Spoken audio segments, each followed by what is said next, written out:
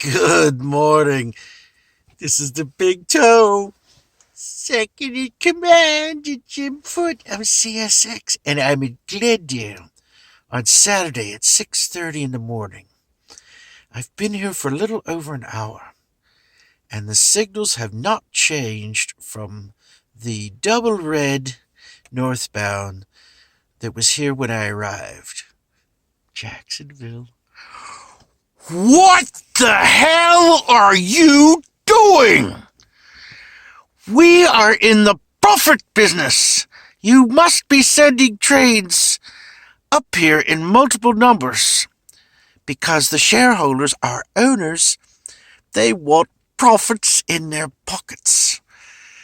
You need to get out from under the desk, put the Lucky Charms with your unicorns away in the pantry, put on your big boy pants, and get trains up here in multiple numbers.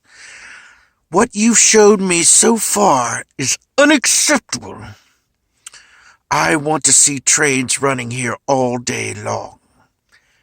If not, I'll come down there and I'll find you and I will destroy Jacksonville!